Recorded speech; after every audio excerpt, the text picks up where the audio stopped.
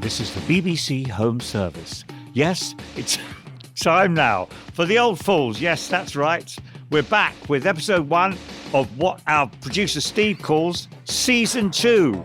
Like we're something popular on Netflix or something. I'm Ian Martin, senior comedy husk and flaneur. You could have a flaneur who stays indoors all the time. Stationary flaneur. With me as always is David Quantick, my brother from another dimension where brotherhood is elastic and meaningless. David, welcome. Yeah, we can cut all that, can't we, Steve? Hi, exactly. I'm David Quantick, wit, raconteur, and I'm from Devon.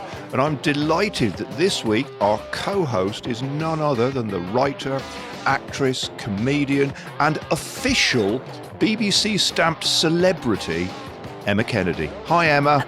BBC stamped celebrity. That's extraordinarily impressive. Hello, you two. I'm very much enjoying, Ian, how because you've got to lean in towards your laptop, that you're giving me real Wizard of Oz vibes. Well, I am the Great Oz. Yeah, you know, like the big head that comes. It's fabulous. I love it. If the Wizard of Oz was a huge ball of ham in glasses, yes, I would accept that. Fuck you, Mr. Upside Down Magnet Face. Emma, if you were a character in the Wizard of Oz, which one would you be?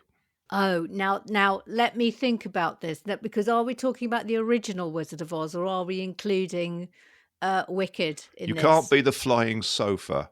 Obviously, deep down, I want to be Elphaba. I have never seen the stage show, and I've just seen the film, and it's rearranged me at 57 in the way that Star Wars rearranged me age 10. So my heart aspires to be Elphaba, but I fear in reality I'm one of the small munchkins that is entirely useless. Not all munchkins are useless. They had mayors. No, they're not. I'm a mayor of Munchkinland, you know, him.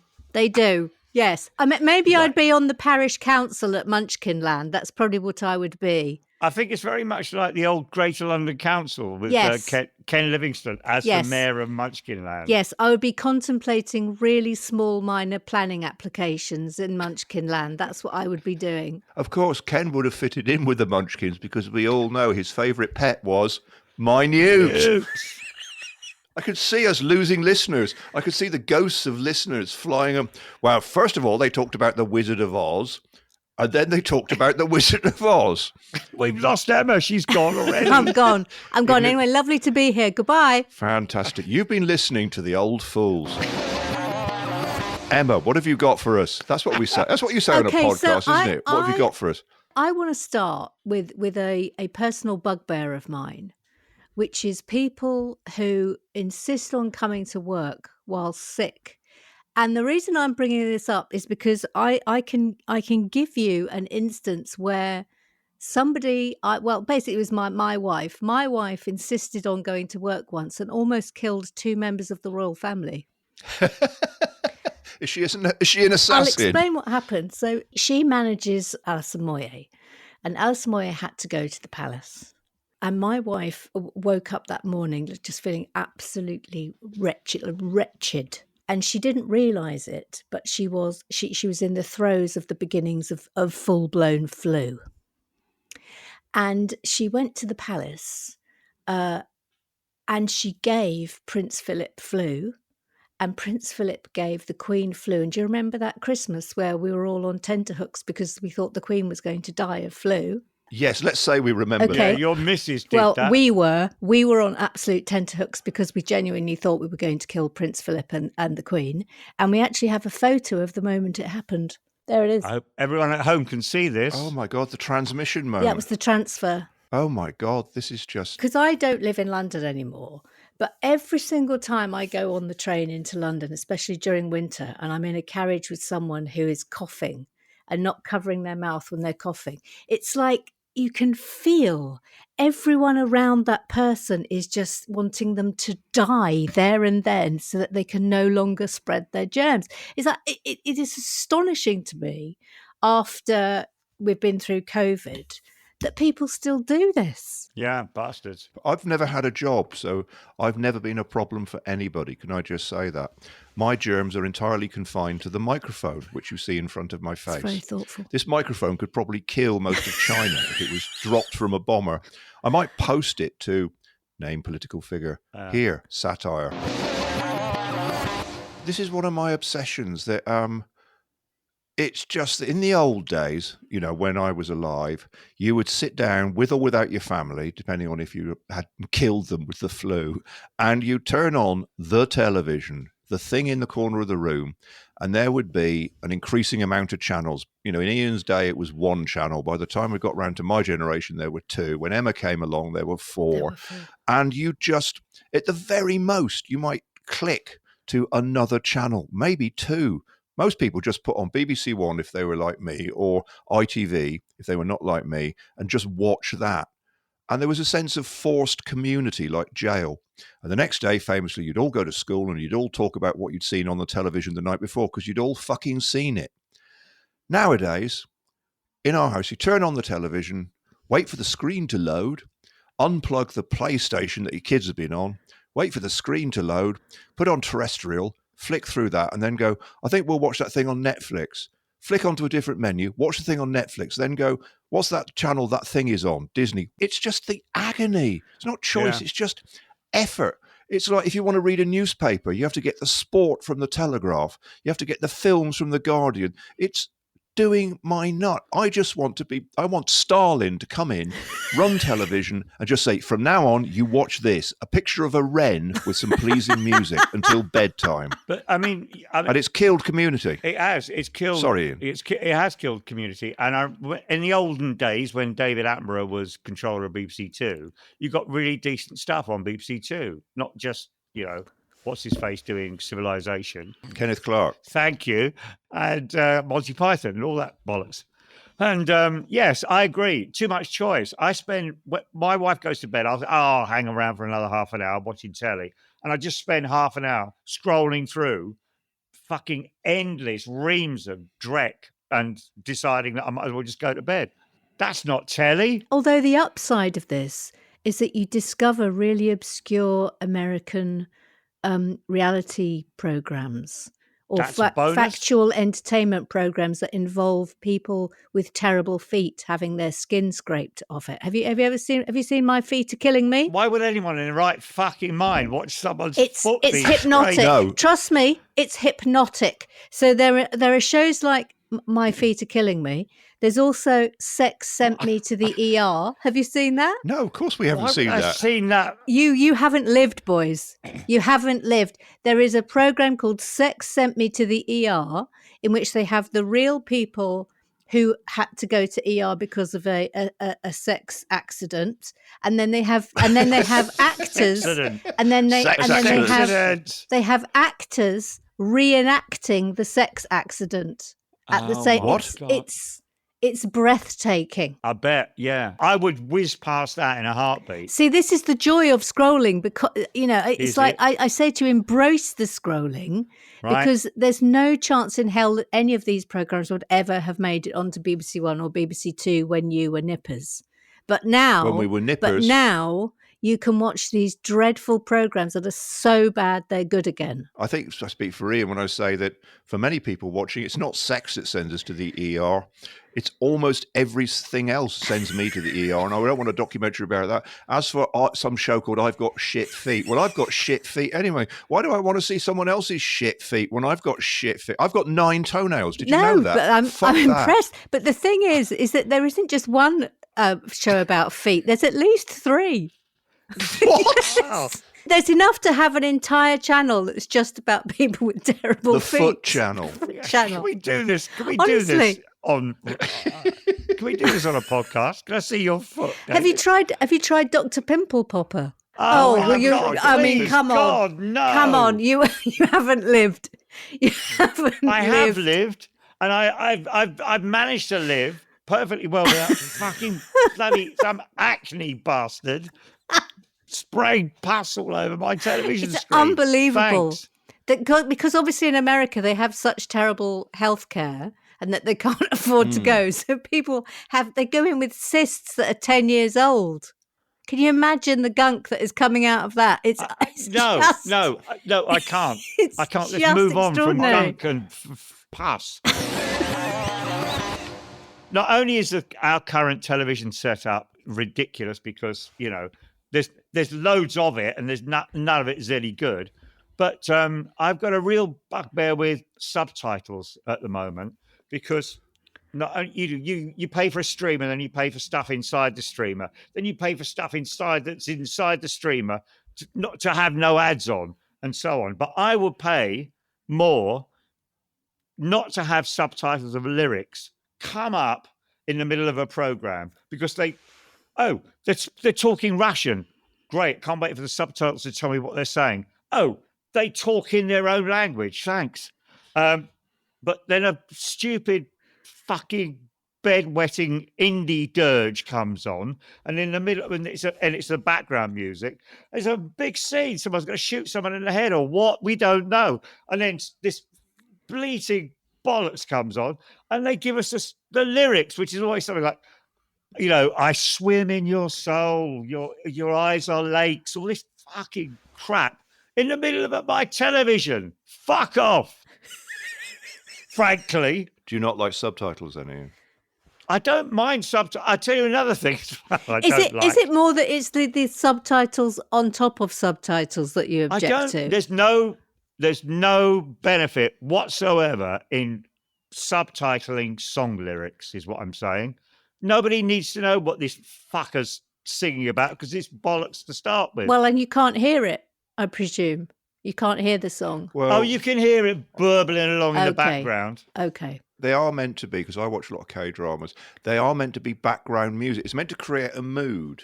You know, the two lovers kissing, a sad farewell, a murder scene. But in the background, if you've got somebody saying, my love for you is like a rhododendron, you're taken out of the moment. Yeah. It's like you're trying to watch somebody's feet going to the emergency room to have sex, and there's Frank Sinatra stood in your grill. It's not on. See, I have a question now. I have a question now for people who are like completely deaf and have been deaf like since birth, is that if a subtitle came up saying background music, that wouldn't mean anything to them, would it?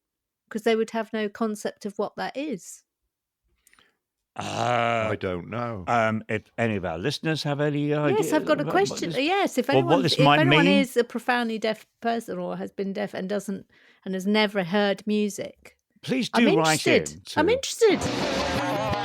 I have a solution to everyone's problems here, which is what we do in my house to solve the issue of, shall we say, narrowcasting, as it was briefly called, which is the universal panacea, which is Jane McDonald. Oh, I love Jane McDonald. Jane McDonald, who does travel shows. You can tell her apart from Susan Calman, because Susan Calman does travel shows, but she doesn't sing at the end. No. That's where she's going wrong. That's where they're all going wrong. Paul Merton in his quirky caravan, Michael Portillo in his lurid costumes. Yeah. None of these fuckers sing at the end of the show. But think what a better world it would be if they all... And that's why Jane is great. She goes around, she says three things. She says, I'm from Wakey. She says, that was lovely, unless she's actually forced to eat feces. And even then she says, that wasn't bad. She loves everyone. She always manages to meet a camp man or two gay ladies wherever she goes. And at the end of it, she sings a song. And in our house, we like to guess what she's about. If she's in Japan, my money's always on Japanese Girl by Annika or Turning Japanese by The Vapors, which is about wanking. Yes. I'm obsessed with her friend Sue. Her friend Sue. That she has with her on the cruises. She always says cruises.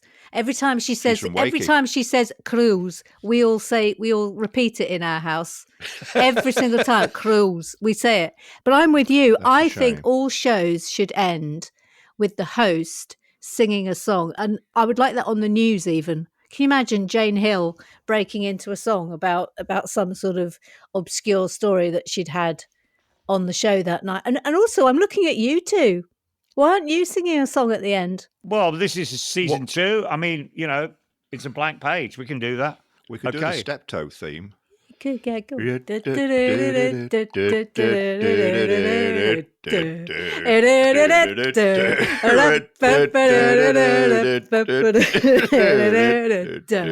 Now all the listeners have gone. We've got the place to ourselves. Or old adverts Or- that you once enjoyed as boys. Sorry, mate, you're too late. The best piece got the Pharaohs.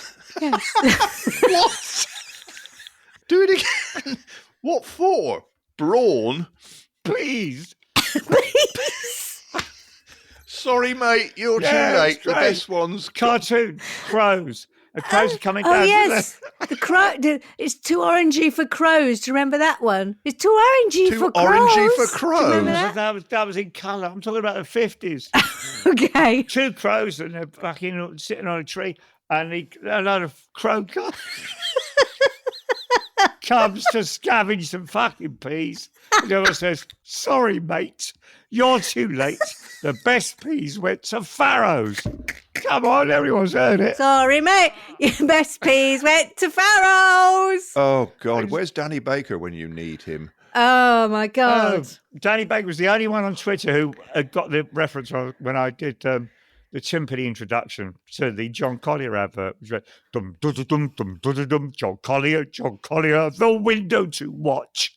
Bum, bum, bum, bum, bum, bum, bum, like that. Jesus Christ. I couldn't. It feels like it was before television was even invented. We had to make our own television in those days. Yes. This was the days when Ian used to put the cardboard box over his head, shuffle in on his knees to his mum and dad and sing, "Sorry, mate, there's no more peas. Fucking Pharaohs have got them," or whatever it is. So every program Well- should end with the host singing a song. That's your Yes. premise. It certainly make White House press briefings. Exactly, it would. He's fucking mental. He's fucking mental. Oh, it would just be great because it would be themed. So, let's really go for it here. Newsnight would be The End of the World as We Know It and I Feel Fine, sung by Newsnight Man. Fiona Bruce would sing End Antiques Roadshow with, I don't know. We've been together now for 40 years. That she'd sing that, wouldn't she? And it don't seem a day too much. It instantly improves the show, doesn't it? I don't know. I think it's ruining this one. I just think you could be a bit more random, like Attenborough at the end of Blue Planet could sing Private Dancer by Tina Turner, just to liven things Just up a to bit. liven I'm your dancer things for up. money. Yeah. We welcome your suggestions, Thank listeners. you. If you'd like to email us with your suggestions for an Old Fool's theme song. We could just sing the Pharaoh's Peas song. It's probably out of Nobody else copyright. wants it. Yeah. But the main thing about Jane McDonald is that she has to walk this weird tightrope where she's a woman of the people who's very down to earth and likes chips and is from Wakey. But also she's genuinely, 30 years a cruise singer. She's been around the world. She's got languages. She knows a lot. And she can't quite play I'm just a simple lass from Wakefield when she speaks Portuguese and knows about the history of Lisbon and stuff. I met her once. What? And she had a belt. You've kept that quiet? Yes. And you And- gave her Sorry. flu. I didn't, but she had. died. She's dead now. The one thing I remember. Sorry, mate, you're too late. The one thing I remember is that she was wearing a belt and it had Jane written all the way around it. Mind you, that is the kind of appropriate prop that you'd get on holiday if you were a 15-year-old girl. You might buy a belt that said Jane. Well, I had one when I was 11 for my disco dancing bronze medal exam. Exam. Yeah. And I had a belt that said Emma all around it. Talking of holiday purchases, which we weren't, being from Devon, I spent a lot of my summers selling tat to people. And I have to tell you, people will buy anything on holiday. I'd be working in the shop. People would come in. This was the 70s. They would rent radios. They would rent television sets for their cameras. They would buy bait. I can actually tell you what a garfish smells like. But What is a garfish? it's weird. A garfish is a bait fish. It's a long fish. It looks a bit like a thin pike. Oh, yeah, and yeah, it yeah, absolutely stinks. Yeah, I know what you There was one in Jane McDonald when she went to the Canaries, actually, which is what brought it to mind. But Yeah. people would come into the shop wearing Highland bonnets that they had bought. And it's like, why are you wearing a Highland bonnet? You're in Devon. It's like when you go to Edinburgh and you see all those people walking around in those tartan hats with the ginger hair poking out. That's Stuart Lee for you. Every Edinburgh, he makes the gesture. Oh my God, I would now pay literally £1,000 to see him wearing one of those. I don't know if anyone's noticed, Trump's gone fucking mental in America. Yes. And do you know what it reminds me of? I was thinking about this. Everyone's going, oh my God, this is like the worst thing that could possibly be happening to the world, except for one person who's in a windowless basement in the BBC. That's right, it's Adam Curtis, who, as we speak, is piecing together gash from the endless footage of Donald Trump for part of his new 10-hour documentary on the collapse of America. Once I thought of that, I thought Trump looks exactly like Yeltsin did in all those weird little cutaway bits that Adam Curtis had in his documentary. You know, he's doing this terrible dancing to pop music, looking very unsteady, baffled a lot of the time, but nevertheless, you know, looking like a leader with his clenched jaw and his face like a fucking baffled ox. And he's just like Yeltsin, and I think that's what's going to happen. He's there pretending to be in charge while all these oligarchs loot the country and run off with their treasure, and he's just dancing to YMCA. I think it's going to be a great Adam Curtis 10-hour series. I've never seen an Adam Curtis I presume Emma hasn't, because it doesn't involve feet. Sex, No, I will. rooms. I've got a rule now that I will only watch a program if it's got someone having a verruca being gouged out of them, or someone's penis has really come a cropper inside inside anything that's remotely like a vagina. Remotely like a vagina. If your penis comes a cropper, you will need to see a If cropper. your penis comes a cropper. Sorry, mate, you're here too late. His knob has gone to If Farrow's. your penis comes a cropper, call an old-time copper. Make your way home. Because you've broken your own chode. It's for our American customers. You see? So a Emma. song improves everything. Yes, go on. So Emma's now the new head of the BBC. Yes, I am. Thank and you. Outlined Thank her you. policies. Thank you. I don't like to talk about it, but yes, thank you. Ian's in charge of Talking Pictures TV. It's just baffling old. I think the best advert in the world was the two cartoon men who would run on a cinema screen, and one of them would go, "Here, Bert, this is the place," and then you could show anything. Yeah. After that. You could show a penis being slammed into a milk bottle. Yeah. One of the many interesting things that Ian has raised here is this bizarre thing of the two. You've got these weird two parallel Americas now, because you've got the Donald Trump mad one where he does old South Park plots and shouts about Canada. And then you've got Elon Musk dismantling things in a futuristic way. And it's bizarre because, as we all know about the Nazis, they were, in that book by Robert Harris? about Hitler.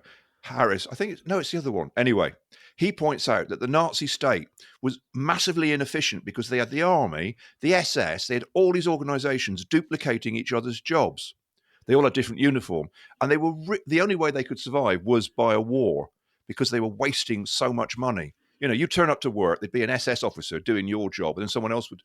And this seems to me, in my head, what's happening in America is that you've got Trump is trying to be the president, Musk is trying to be the president, various judges are trying to stop the things that he's doing, and it's like two parallel Americas.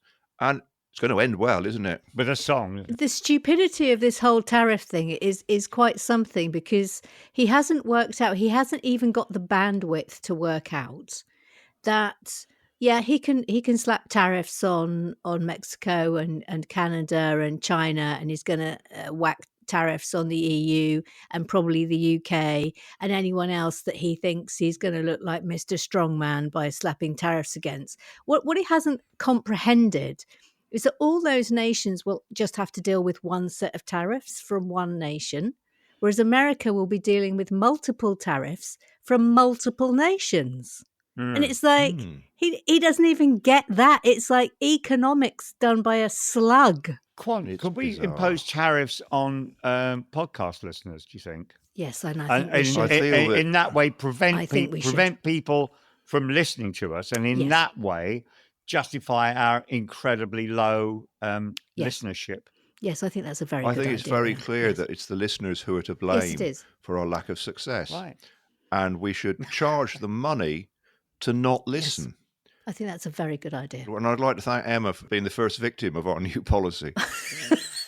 Yeah, that's. I'm just looking at the meter now. That's 200 guineas so far. If you can't pay your tariffs, then fuck off. If you can't pay your tariffs, then fuck off. Yeah. See, it's a song and proves everything. It is.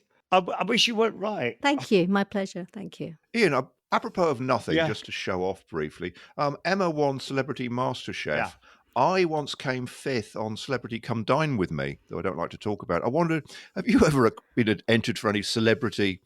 God knows what celebrity show would have you, but if they did, if you haven't, what would you be on? I haven't won anything on television. I did, however, win all the Beatles singles once in 1970. I had most of them, but I won them all by pretending to be my younger brother and writing a letter to the Junior Mail.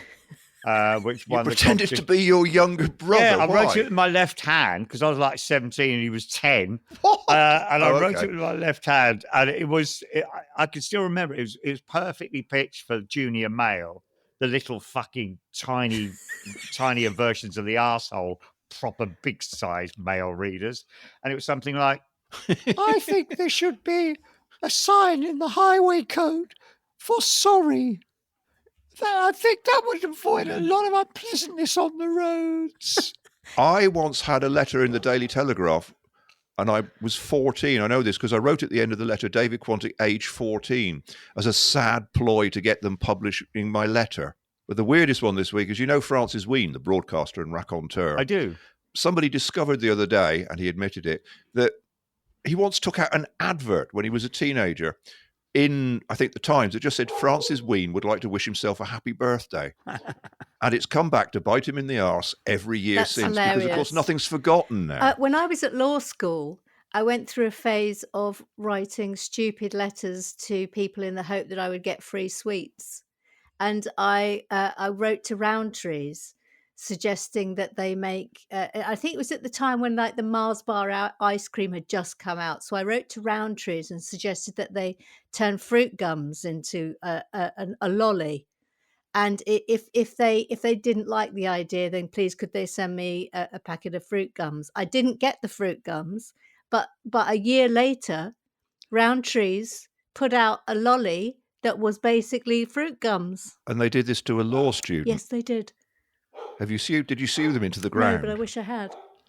You should know, do. I should have done. You should Did retrospect. you go into law at all? Yes, I was a lawyer for 5 years. And at the end of the 5 years, Yeah. did you end it A, with a lawsuit against the wine gum lolly No. people, and B, a song? And if so, Said, what I was used it? to be a lawyer, now I'm not. I used to be a lawyer, now I'm not. Rumpole of the Bailey. That is person who I emulate. I've got a law Kennedy degree, of the Bailey. She is trying people for their crimes. Guilty until proved innocent.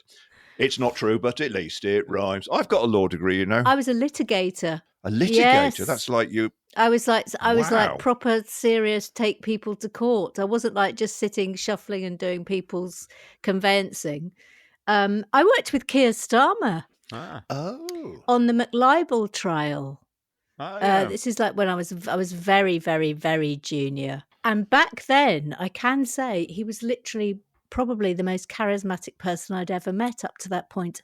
But he was really properly charismatic and funny and really sexy. Wow. I mean, I believe this. I'm a centrist dad. I would do him now. You would not do him now. I Also, would do him now. I might, think about it. If he concluded Prime Minister's Question Time With a with song. a song. Yes. With a song. Yeah. Mr. Speaker, That is the- oh, Mr. Speaker, what shall we do? He takes the mic. He goes, I'd like to thank Kemi Badenoch for bowling me a few easy ones there. I'd like to thank Angela Rayner. I'd like to thank everybody here tonight. And now I think, and this is And me. this is me. Yes. And Yeah. because he's an indie kid, he'd probably sing something he'd probably sing Rip It Up by Orange Yeah. Juice in a sort of Vic Reeves karaoke way. Or Ace of What he would Spades. I sing. mean, I'd like to see that, wouldn't you? I mean, Ace of If he Spades. finished with Ace Yeah. of Spades. Yeah. That's the Ace of Ace of Spades. It's Ace of Spades with Rachel That's Reeves right. really, Ace of Spades. really giving it some behind her. I just thought that he's actually singing Rachel Reeves. Rachel Reeves. Reeves. Rachel Reeves. Don't forget the Rayner. I noticed how all three of us. Nobody knows No one knows the words. the words to Ace of Nobody. Spades. Nobody knows the words. Apart Those from are the words Ace to of Ace of Spades. It's a sort of constipated bulldog voice going, Ace of Spades! Ace of Spades.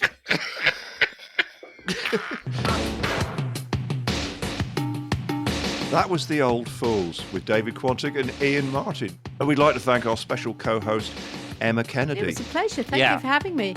And thank you for the music, which will live in our hearts forever. The Old Fools. The old old fools. fools. The old fools. Oh, the The best old piece fools. went to Pharaohs. Bum, bum, bum, bum, bum, bum, bum, bum. See you next week, amazingly. Listeners, do you like a nice sit down? I know I do. Why don't you write in with the nicest sit down you've ever had that ended with a song, and we'll just fucking ignore it. That's the way we do every single week. Get it, go.